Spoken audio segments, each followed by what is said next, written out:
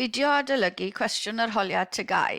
Haen uwch 1 cwestiwn 18b ar trawsffurfio graffiau.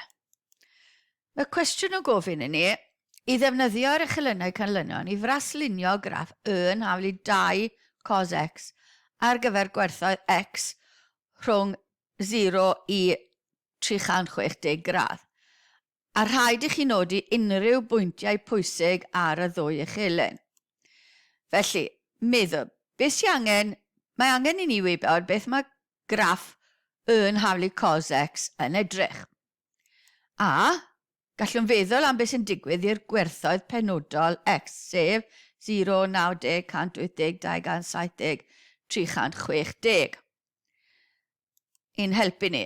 Amrediad x yw rhwng 0 a 360. A pwyntiau pwysig, fel oedd yn gofyn i ni yma, yn golygu lle mae'n croesi'r echelynau ac unrhyw uchafbwyntiau neu isafbwyntiau, maximum neu minimum. Felly dyma beth mae cos x yn edrych fel oedd yn rhan A y cwestiwn. Felly beth ni'n mynd i edrych ar? Wel, ni'n mynd i edrych ar y pwynt 0. Mae cos 0 yn 1, felly ni angen 2 waith hwnna. Ni'n mynd i fynd â fe lan i 2. 2 waith beth oedd cos x. Mae 90, cos 90 yn 0, felly mae 2 waith cos x yn mynd i fod hefyd yn 0. Mae cos 180 yn minus 1, ond mae 2 cos 180 yn mynd i fod yn minus 1. Mae cos 270 yn mynd i fod yn 0, felly mae 2 o'r yna yn mynd i fod. A wedyn mae cos 360 yn mynd ni nôl i 1, felly mae 2 o'r yna yn mynd ni lan i 2. Felly ni'n gallu gweld beth sydd wedi digwydd i'r graff, mae wedi cael ei ymestyn. Felly ni'n gallu symud, os cymerwn ni gwerth yn y canol rhwng 0 a 90 a dwblu gwerth hwnna, ni'n gallu mynd â fe lan i tua'r pwynt yna. Felly ni'n gallu symud y dotiau yna lawr i'r graff sy'n angen yno ni. Felly 2 cos x, wel dyma'r pwyntiau. Mae gyda ni 2 a minus 2 fel yn ffiniau ni ar gyfer echelyn y. A wedyn, mae eisiau ni lunio graff llyfn. Dim gyda pren mesur, dim llinellau syth, graff llyfn, weddol llyfn, tybydd, rhwng y pwyntiau yna. Uned edrych fel yr unichod, ond wedi ymestyn tyma bach. Felly ni'n dangos le mae'n croesi'r echelynau, 2, 90, 270, a mae pwynt minimum gyda ni, neu safbwynt gyda ni'n 180, a minus 2 ar echelyn y. Ail ran cwestiwn B, defnyddiwch yr echelynau canlynol i fraslunio graff yn haflu cos x minus 1 nawr ar gyfer yr un gwerthoedd, ar gyfer yr un graff. Rhaid i chi nodi unrhyw bwyntiau pwysig ar y ddwy echelyn.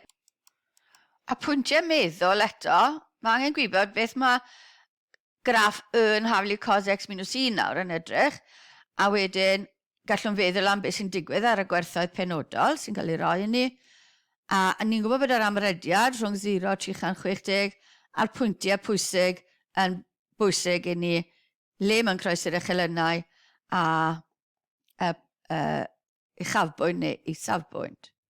Felly, dyna graff yn haflu cos x, ni angen yn haflu cos x minus 1. Felly pwyntiau, pan mae cos x yn 0, pan mae x yn 0, mae cos x yn 1, felly ni angen tynnu 1. Dyma fe. Ar 90, mae cos x yn 0, tynnu 1 o 0, a ni'n mynd â fe lawr i minus 1. 180, cos 180 yn minus 1, tynnu 1 o hwnna, a ni'n mynd â fe lawr i minus 2 nawr.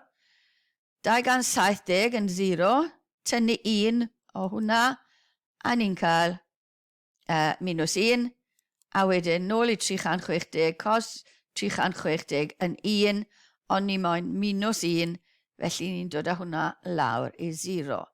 A rhoi pwynt rhwng 0 a 90, neu siw bod ni'n gwybod beth mae y gromlin yn edrych fel, a tynnu un o hwnna yn ei tua fyna. Felly symud y dotiau lawr y graff ni angen. Dod i'r pwyntiau mewn ni lawr i -1 a -2 dyn ni lawr y gwylod. A llunio cromlin llyfn-ish rhwng y pwyntiau, wneud edrych fel yr unichod wedi symud lawr un lle. A ni wedi dangos le mae'n croes yr uchelennau, sef 0 a 360, a y pwynt minimum yw 180 a -2. Gwestiwn gwahanol nawr, defnyddiwch yr uchelennau canlynol i fraslunio graff yn haflu sin 2x ar gyfer gwerthoedd x rhwng 0 a 360. Rhaid i chi nodi unrhyw bwyntiau pwysig ar y ddwy uchelen. Eto, dyma ni'n meddwl, nawr ni angen gwybod beth mae sin graff yn haflu sin x yn edrych. A beth sy'n digwydd ar y pwyntiau penodol. Felly, dyma graff sin x, mae'n dechrau yn 0. A mae fe mynd lan i 1 yn y pwynt 90, 0 yn 180, -1 yn 270, a nôl i 0 yn 360. Felly nawr, mae angen i ni meddwl beth sy'n digwydd i sin 2x. Felly dyna ni graff a pwyntiau sin x. Fi'n mynd i creu tabl bach, mae'n rwyddach i fi.